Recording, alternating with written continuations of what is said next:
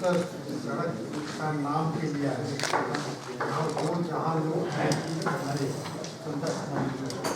नाम का उस रोड का नाम सेनानी के नाम पे कर दिया है और कुछ ढंग से मतलब शिलापट अगर लगवा दिया गया उसके लिए लोकल कमेटी जो वार्ड काउंसिलर लोग आते हैं हम लोग के माध्यम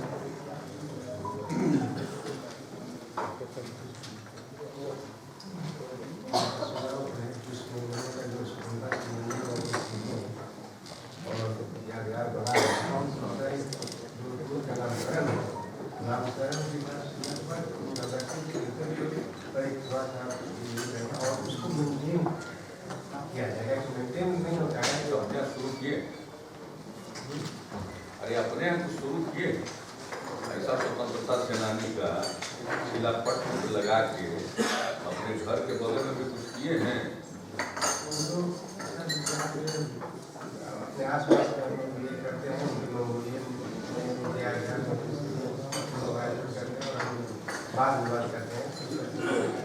कहाँ करते हैं? तो वही हम लोग टाइम इकट्ठा होते हैं और हम लोग कंकड़बाग में कौन स्वतंत्रता सेनानी? कंकड़बाग तो स्वतंत्रता संग्राम के बाद आजादी के बहुत बाद इसमें बहुत सारे लोग आकर के बना रहे या बाद में बना या किराए नहीं वो तो कॉलोनी में बाद में बना लेकिन बहुत सारे स्वतंत्रता सेनानी आप उस वहाँ आकर के रहे हमारे उसमें है अरे भाई जहाँ के रहने वाले थे ठीक है उसी क्षेत्र जहाँ के रहने वाले हैं वहाँ ना कोई बात करिएगा। ठीक है कंकड़बाग में जिसका की कंकड़बाग का नहीं था अरे व्यावहारिक बात करना चाहिए ना। कितने स्वतंत्रता सेनानी इस बिहार में जिनको पेंशन मिला कितने को जाते हैं कितने संख्या हम कुछ आप लोगों में से कुछ लोगों को जानते हैं अपने परिवार अपने परिवार की बात छोड़ना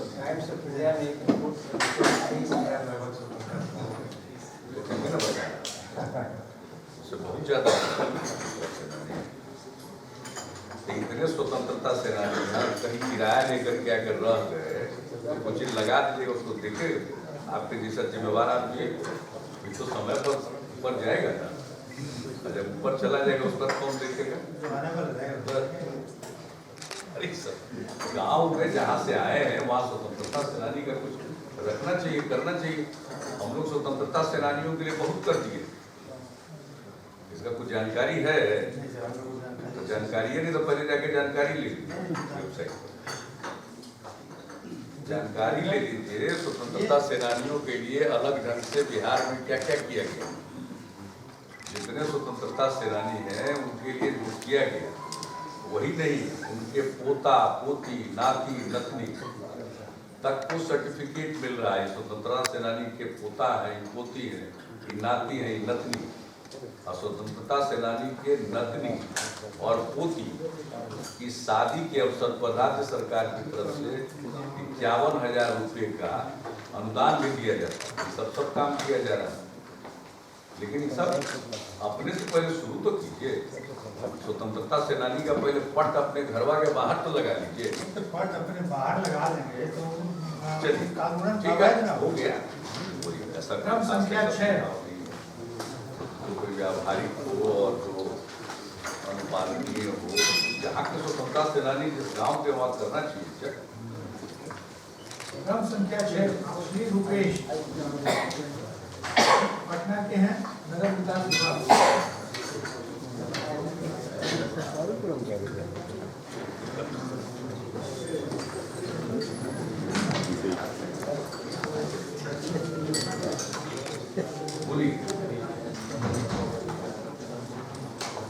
मैं कुछ अर्बन डेवलपमेंट के बारे में सलाह लेकर आया हूँ। 1990-92 में यहाँ क्लब में यहाँ बेघरों के लिए जो मकान बने थे उसकी स्थिति जर्जर काफ़ी है और जैसे आशियाना मोड़ के पास ऐसी स्थिति है कि प्रतिदिन उसका 1 करोड़ टूट कर गिर रहा है लोग उसी में रहते हैं। उसी तरह से लोहानीपुर में ये परिस्थितियाँ बनी हुई है। तो इस तरह का आवेदन हम लोगों ने पहले सभी जगह दिया भी है, लेकिन पिछले 2 वर्षों के बाद भी ये कार्रवाई भी नहीं हुई है। तो मुझे लगता है कि एक तो आशियाना का एकदम तुरंत का मसला है, उसके अलावा लोहानीपुर में भी 2 स्कूल है, वहाँ उस स्कूल में बच्चे पढ़ते हैं और उसकी भी छत गिर रही है, थोड़ा टूट के छत गिर रहा है जी। तो ये सब जो पूरा स्लम्स के नज़दीक में जितने स्कूल हैं, भवन हैं, उसकी स्थिति काफ़ी जर्जर हो गई है। तो एक बार हम लोगों ने इसका अर्बन डेवलपमेंट में भी दिया है, सेक्रेटरी साहब बैठे हैं, मंत्री जी भी बैठे हैं, हम लोग उनके साथ भी बातचीत की थी और नीचे के स्तर पे भी हम लोगों ने बात किया था। व्यास जी जब प्रधान सचिव थे तो उनको भी दिया गया, लेकिन 2 वर्षों के बाद भी ये उसमें कोई कार्रवाई नहीं हो पाई। तो मुझे डर है कि अगर कोई बड़ा हादसा हो जाए तो हम सब लोगों की बदनामी ही उससे होगी। तो एक तो ये था कि उसको जल्द से जल्द उस पर कोई कदम उठाया जाए।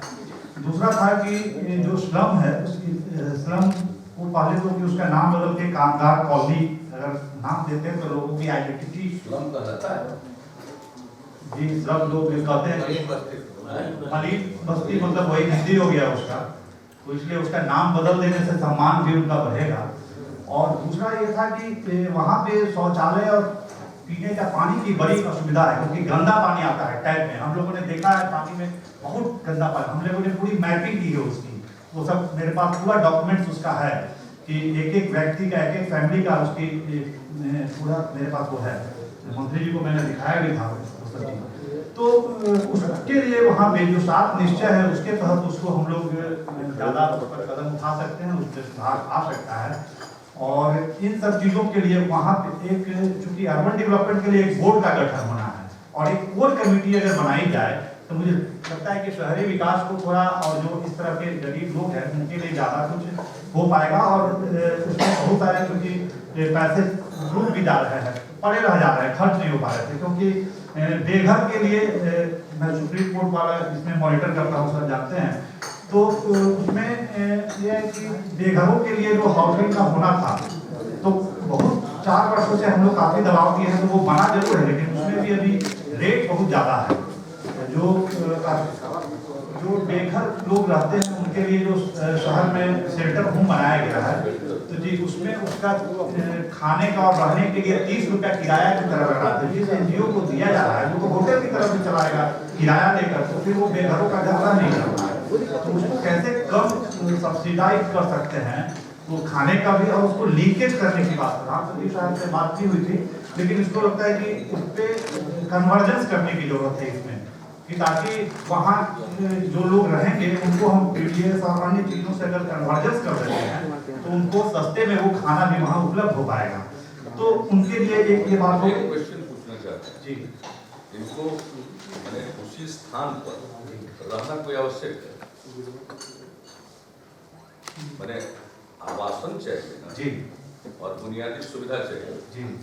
जिस स्थान पर वो रह गया है वही स्थान पर रहना चाहिए, या आवासन की व्यवस्था जहाँ संभव हो अन्य जगह पर होनी चाहिए? आपका इस पर क्या विचार है? मुझे लगता है कि जितना नजदीक हो सकते हैं वहाँ पे हम लोग उसको किया है। क्या मतलब वो तो हम लोग जगह जहाँ मिलेगा। आज आज आज आज जमीन की कीमत के बारे में आपको जरूर पता होगा। वो तो ठीक है। बुनियादी इंफ्रास्ट्रक्चर के लिए जब जमीन का प्रोक्योरमेंट हो रहा है तो प्रोजेक्ट कितना डिले हो रहा है आपको पता है? सबका भी एहसास रहना चाहिए ना। एक चीज को आइडिया दिमाग में आ जाए और सिर्फ उस पर बोलते रहे कि उसका व्यावहारिक पक्ष भी देखना चाहिए। मैं व्यवहारिक पक्ष को ज्यादा बोल रहा हूँ, मैं ये नहीं बोल रहा हूँ कि वहीं पर हो जाना चाहिए। मैं ये बता, मैंने सलाह दिया उसके नजदीक कहाँ नजदीक? अरे जहाँ पर कहीं जगह उपलब्ध हो। सरकारी दो अलग इशू है। सब विचार समझ और कोई ऐसा विचार नहीं है कि कोई पहली बार सुन रहे। ये ऐसी चीजें हैं जिस पर काफी चर्चा होती है, यथासंभव काम करने की भी कोशिश कर रहे हैं। राष्ट्रीय स्तर की समस्या है, दुनिया भर में इसकी चर्चा होती है।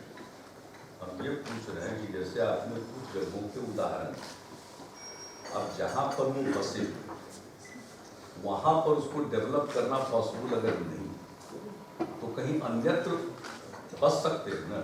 उसमें तो कोई मैं बोला भी नहीं हम आपसे जी, उसमें कोई हमारी तरफ से कोई ऑब्जेक्शन उसमें नहीं है, लोगों को भी नहीं होगा। इस विचार की बात आप कर रहे हैं जी तो जरा इस पहलू को भी देख, जी इस पहलू को भी देख, कहाँ कहाँ लोग अतिक्रमण करके बसा हुआ है, इसका भी जरा पता करें। कैसे कैसी जगहों पर लोग सेटल बसे हुए हैं, वो क्या कोई भी सरकार, आप ही के हाथ में पूरी सरकार है, तो क्या यह आप पहले खुद को डिसीजन मेकर मानकर सोच लीजिए कि इसमें क्या किया जाता है।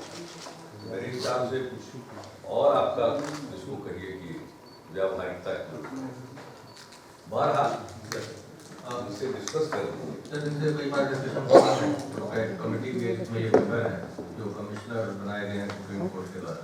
सर इसमें इनका 3 पार्ट में मुख्यतः जो सुझाव आ रहा है, एक सेंटर फॉर अर्बन होमलेस जो हम बना रहे हैं, जिसमें इधर काफ़ी प्रगति होने लगी है, जो बिल्डिंग बना रहे हैं उसमें हम लोग जो सेल्फ हेल्प ग्रुप का जो एरिया लेवल ऑर्गेनाइजेशन होता है उसका फेडरेशन उसको दे रहे हैं, महिलाएं वो चला रही हैं, वो रेंट भी लेती हैं, खाना भी खिलाती हैं, 20 रुपया प्रतिदिन लेती है।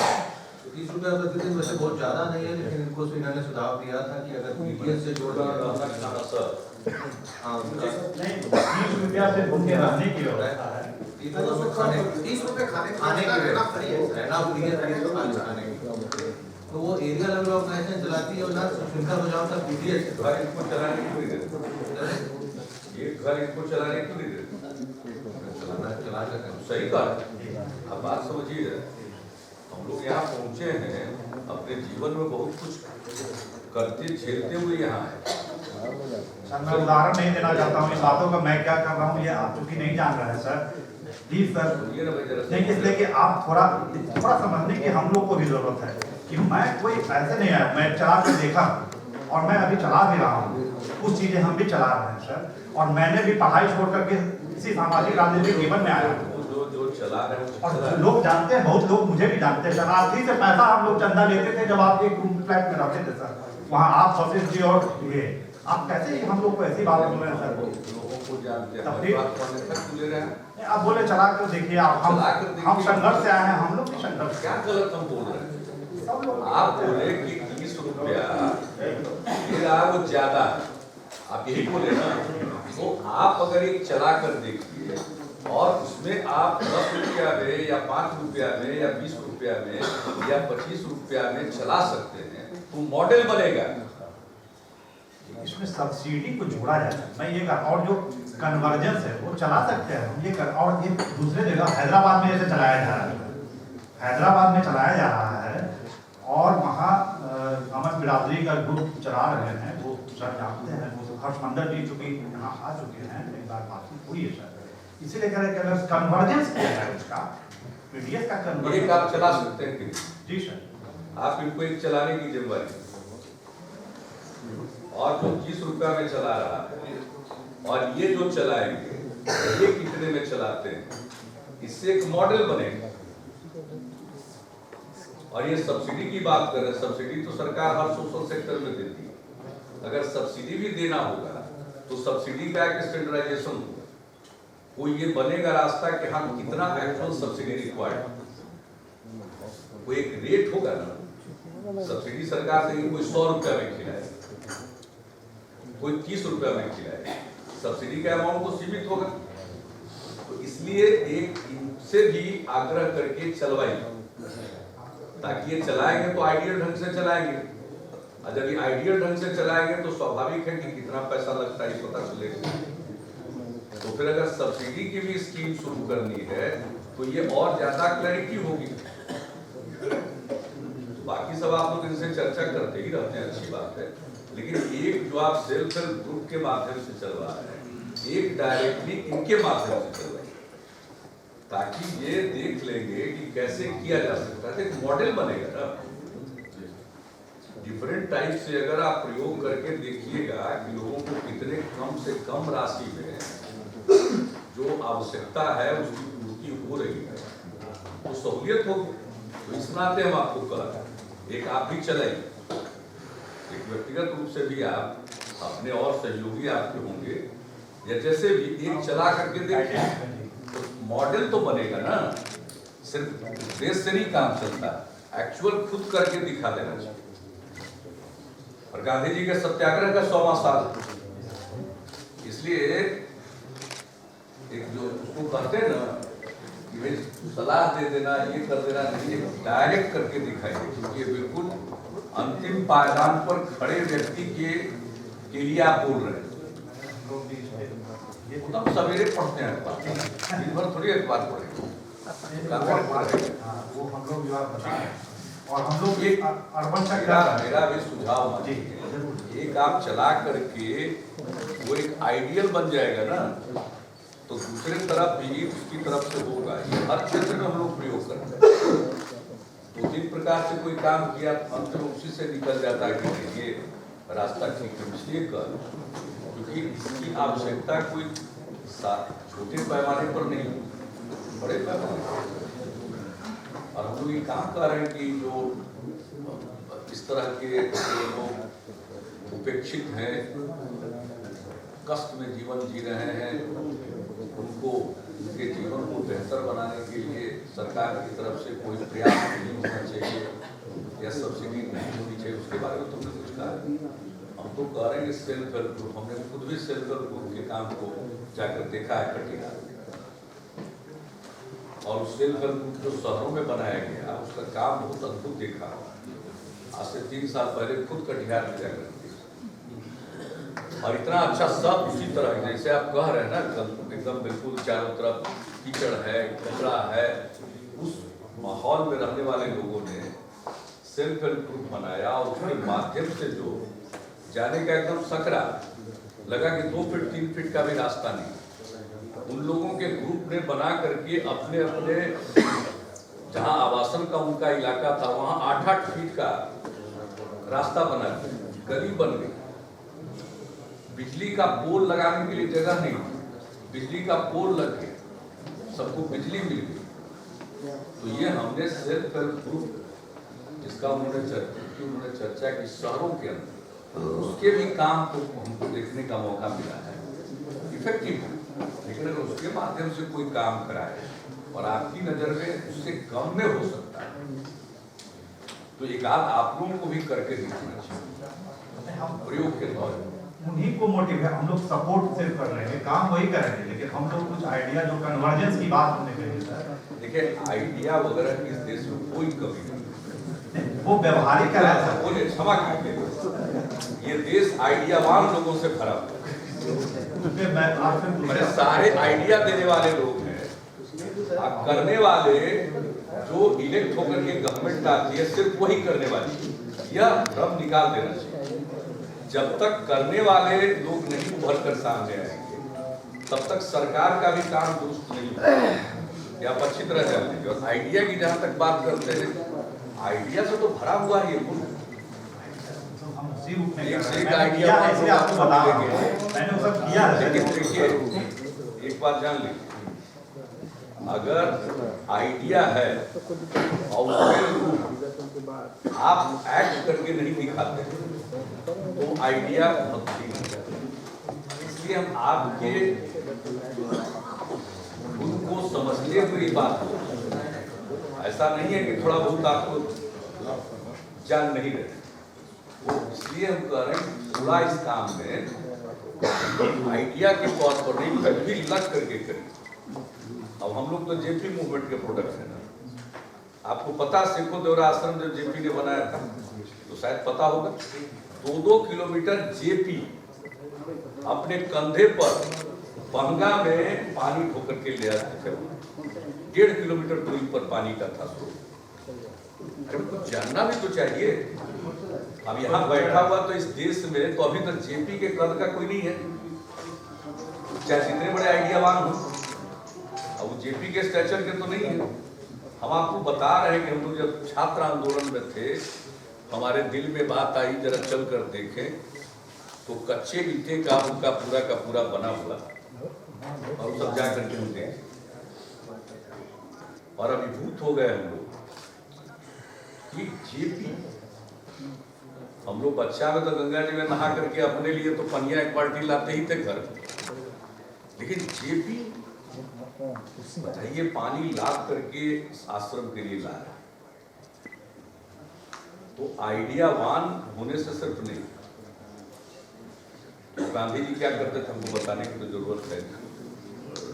इसलिए मेरा विनम्र सुझाव कि थोड़ा बहुत जब कोई भी चीज को आप चाहते हैं तो एक अपने स्तर से भी प्रयोग करके उसको सामने दिखा देना, ताकि दूसरे लोग भी उसको इस नाते हम आपको सर पटना में उसको करेंगे, लेकिन हम लोग बाहर में भी किए हैं सर, ऐसा इसलिए बता रहे हैं। बहुत अच्छा किए हैं, बहुत अच्छी बात। और मदन जी से चूंकि जुड़े हुए हैं, हम लोग अक्सर मीटिंग होती है, सेक्रेटरी आते हैं, मतलब नहीं आप किससे जुड़े हैं, सब लोग आते हैं यहाँ।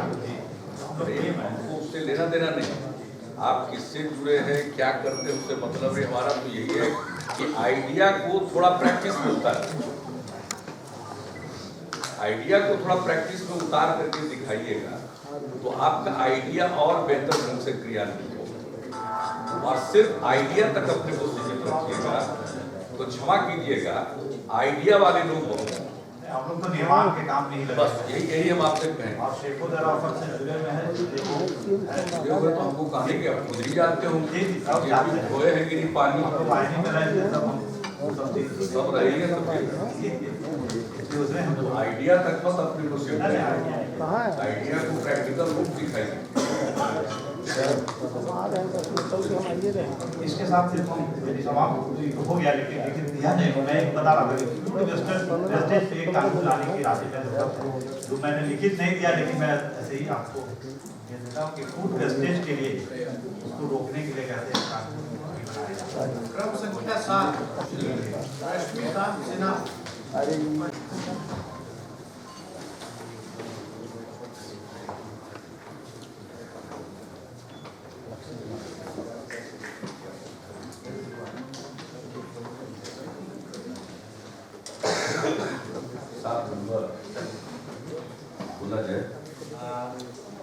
सर ये पटना जैसे तेजी से विकास करता हुआ शहर के लिए जहाँ मल्टी स्टोरी बिल्डिंग्स बहुत संख्या में बन रही हैं, ये बहुत बड़ी अपॉर्चुनिटी है कि बिल्डर सब बहुत अच्छे अच्छे बना रहे हैं और क्वालिटी हाउसिंग प्रोवाइड कर रहे हैं। पर उसके साथ साथ जो है बहुत बड़ी संख्या में उस बिल्डिंग्स में पर्टिकुलरली अपार्टमेंट्स में अनऑथराइज्ड इलीगल कंस्ट्रक्शन भी एडिशनल फ्लोर वगैरह के रूप में हो रही है। सर गवर्नमेंट और आम पब्लिक को कई मायने में अफेक्ट कर रही है सर, लाइक प्लानिंग में, क्योंकि हमारी प्लानिंग होती होगी सर, तो डेफिनेटली उसमें जो है स्ट्रक्चर के हिसाब से आबादी का एक एसेस किया जाता होगा सर, लेकिन एक्चुअल जो वहाँ इनहेबिटेंस है वो कहीं ज़्यादा होता होगा, क्योंकि इलीगल फ्लोर्स वगैरह में भी इनहेबिटेंस है। रेवेन्यू लॉस भी होता होगा सर किसी सेंस में। आम लोगों से फ्रॉड और चीटिंग की भी संभावना बनती है सर, क्योंकि इलीगल कंस्ट्रक्शन को भी बेचा जाता है, ब्लैक मनी होल्डिंग में भी ये सब चीज़ें यूज होती है। और सेफ्टी ऑफ रेसिडेंट तो सबसे ज़्यादा कॉम्प्रोमाइज होता है सर, क्योंकि वो जो है फिर लैंड के area plus height of the building का जो रेशियो है वो साइंटिफिक ना होकर कम्प्लीटली अनसाइंटिफिक होता है।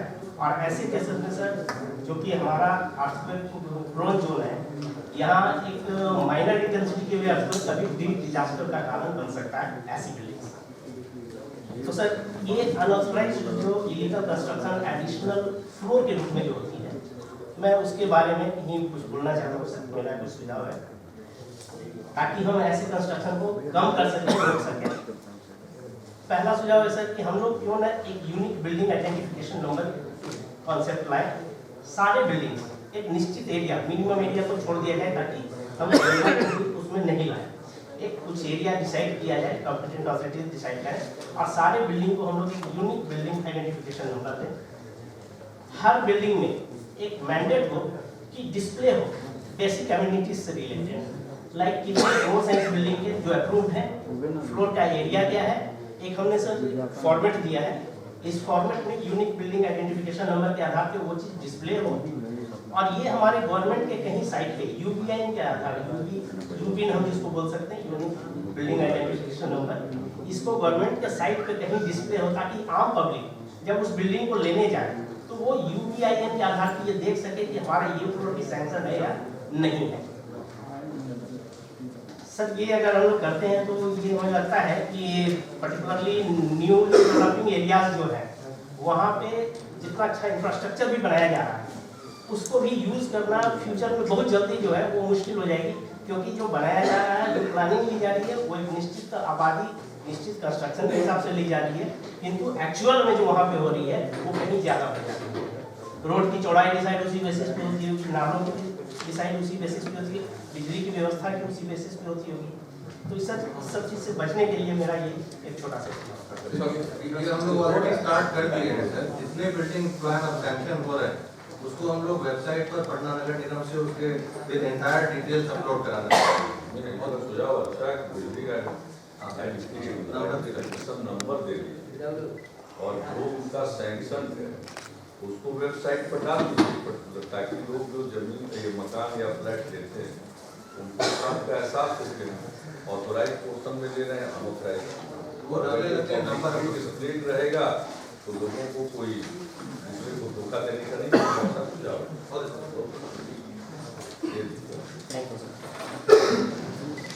क्रम संख्या 8 श्री नरोत्तम कुमार सिवान से हैं।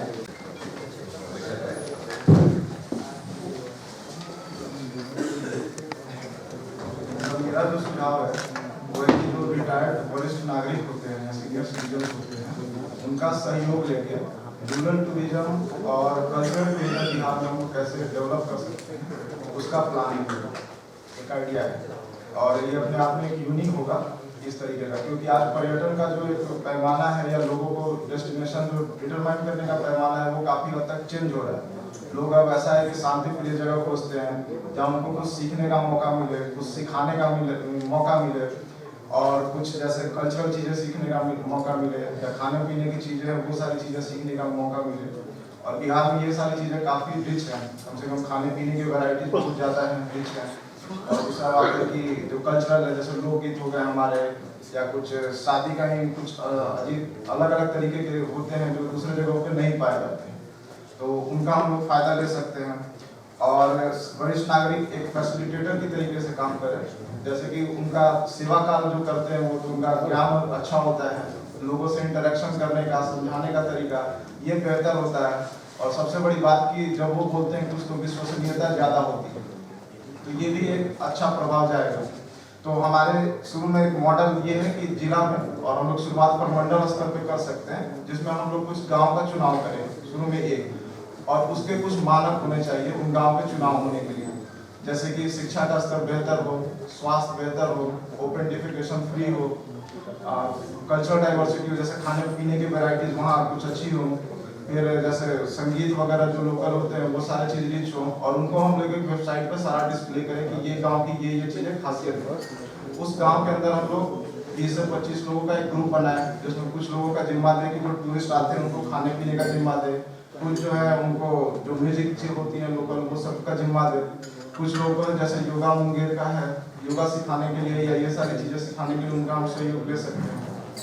तो टूरिस्ट जब आते हैं तो वो सीनियर सिटीजन की और गांव में हम लोग को इंफ्रास्ट्रक्चर देने की जरूरत नहीं है, होटल ये सब करने की जरूरत नहीं है।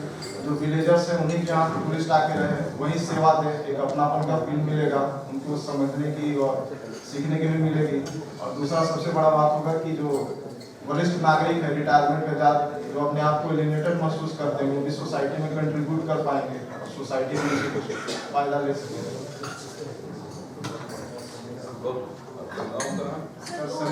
हुसैनगंज सिवान में, और इसका प्लान मेरा तैयार है, अगर कभी मौका मिलेगा सबको प्रेजेंट करना चाहेंगे। सर 2013 में सर हम लोगों की ग्रामीण पर्यटन को बढ़ावा देने के लिए और पर्यटकों को मूलभूत सुविधाएं प्रदान करने के लिए निजी क्षेत्र में संरचना निर्माण हेतु एक विकास नीति बनी थी 2013 में। उसके तहत सर ये जो सुझाव दे रहे हैं वो सारा कुछ उसमें इंक्लूड किया गया है और इसमें डीएम्स की अध्यक्षता में एक समिति भी बनाई गई है, चयन प्रक्रिया कैसे होगी वो सब है। आप एक बार बैठ के सुन लीजिए और ये अपने गांव में कुछ करना चाहते हैं तो लेट अस सपोर्ट हिम। अगर ये गांव में कुछ कर देंगे तो उसका अच्छा जाएगा ना, जैसे हम लोग बहुत दिनों से बनाए और उसके पीछे रूरल टूरिज्म को बढ़ावा देने के लिए और सब तरह की बात है, आप देख लीजिएगा कितनी बात कर रहे हैं मुश्किल चीज जो बात कर रहे हैं ये तो किसी भी इलाके की बात कर रहे हैं, तो अपने गांव में अगर इन्होंने ऐसा कुछ किया है तो पूरी बात सुन करके सपोर्ट कीजिए ताकि ये सामने बढ़ सके, करेंगे तो अच्छा है। क्रम संख्या 9 श्री अनुभव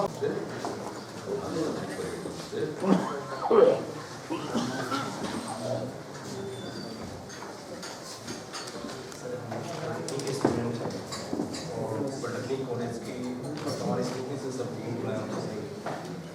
सरकार की योजना के तहत करीब लग रहा है कि सभी जिलों में 32 कॉलेज का था और सरकार के लक्ष्य भी हर मंडल में पॉलिटेक्निक कॉलेज, तो उसके तहत सरकार प्रत्येक साल डेवलपमेंट करते जा रहा है, बढ़ते जा रहा है, लेकिन सर उसका इंफ्रास्ट्रक्चर डेवलपमेंट उसका जैसे प्राइवेट धनों में सर कॉलेज को शुरू किया या कॉन्ट्रैक्ट पर लेकर चालू किया तो उसको सर इंफ्रास्ट्रक्चर डेवलप किया। पुराने कॉलेजों में सर पढ़ाई की व्यवस्था लैब चढ़ाया हुआ है, उसको भवन गिर रहा है, जैसे सर में गया थे गया कॉलेज वहाँ की स्थिति से बहुत खराब है, पूरा छत से सर पानी गिर रहा है, उसमें थोड़ा सुधार किया। और दूसरा जो पॉलिटेक्निक कॉलेज से पास आउट स्टूडेंट उसकी रोजगार के लिए रोजगार नहीं हो पा रहा है सभी पर पैसा और हम क्षेत्रों में समय पर हमारा इंफ्रास्ट्रक्चर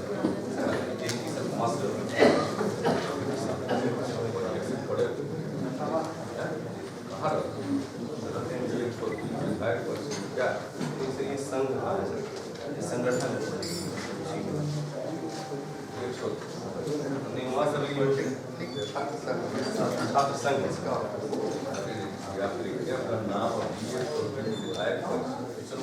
संगठन का विधायक का आवास विधायक का आवास होगा जिसमें ऑफिस चल रहा है अभी सर पूछा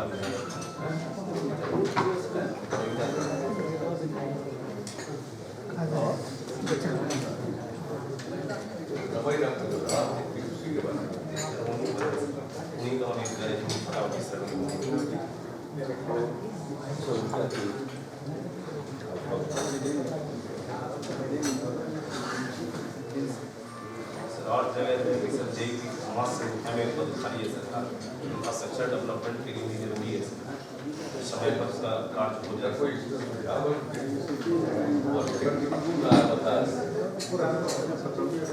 लैब सर सब जगह नहीं है मतलब सर मेजर सुझाव था सर मुझे बोलना चाहते हैं पॉलिटेक्निक के स्टूडेंट्स के लिए सर अभी साइंस टेक्नोलॉजी ने क्या किया एक आईडी जनरेट कर दिया।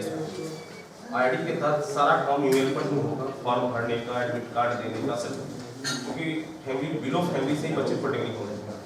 उसके साथ मेरा समस्या है सर, चाहेंगे कि आपके भी लक्ष्य में कि हर एजुकेशन कॉलेज को वाईफाई कैंपस हम चाहेंगे कि सभी पॉलिटेक्निक कॉलेज को भी वाईफाई का सुविधा दिया जाए और एक योजना यदि लाया जाए कि वो गरीब के बच्चों को और टैब वगैरह यदि उपलब्ध कराया जाता है सर चाहता हूँ टैब सर टैब छोटा कंप्यूटर टैबलेट जो है उपलब्ध होता है उनके लिए सोच करके तय करते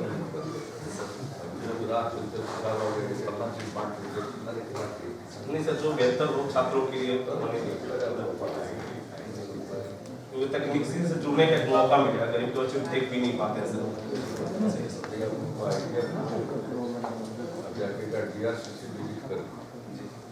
ऑनलाइन एप्लीकेशन कैसे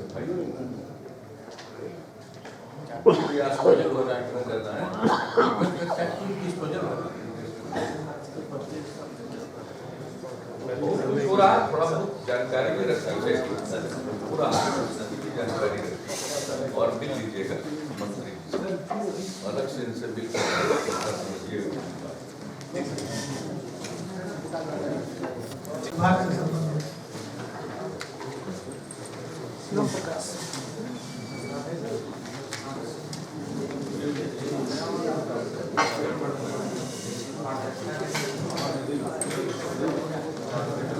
करके हटिए करके हटिए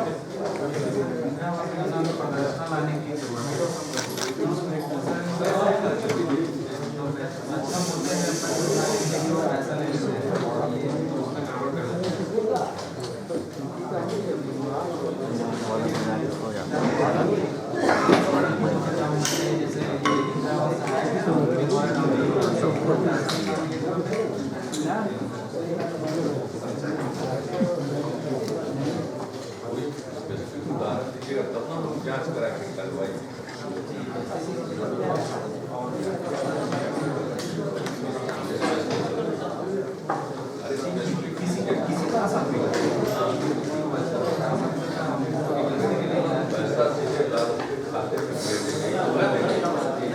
बहुत हल्ला होने लगा।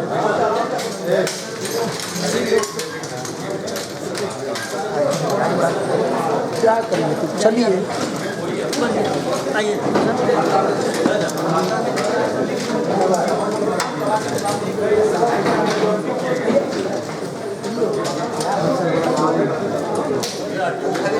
मेरा आवाज़ पीछे है और निर्माण में पाठ करता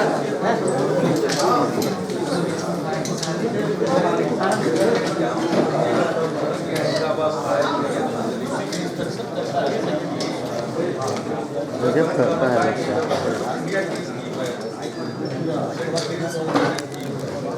अरे इधर एक फोटो लीजिएगा सर, इधर भी फोटो लीजिएगा, गिर जाएगा आपका, देख रहे हैं, सीधा कर लीजिए इसको थोड़ा सा पीछे पीछे पीछे। हाँ हाँ अब हो गया।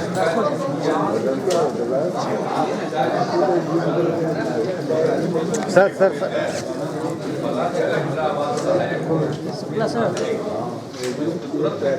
चलो देखते हैं। बताइएगा तो बहुत तरह के चीजों का परिवर्तन, आवाज दूसरा वही नहीं और आप दूसरा आवाज दूसरा भी नहीं रहेगी, उनकी आवाज दूसरा ग्रामीण बनना बहुत ज्यादा कई प्रॉब्लम भारत सरकार। अगर आपके पास कोई होगा एक जनरल बात कैसे ले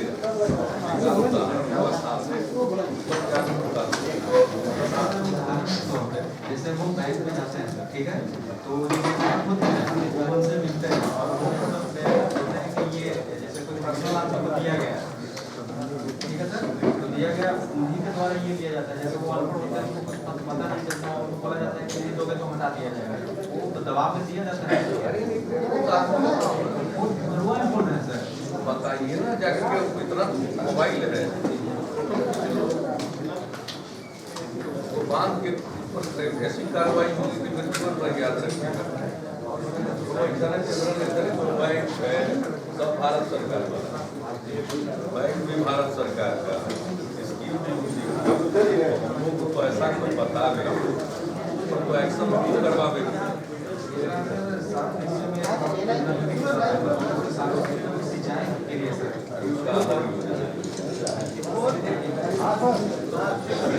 चलिए तुरंत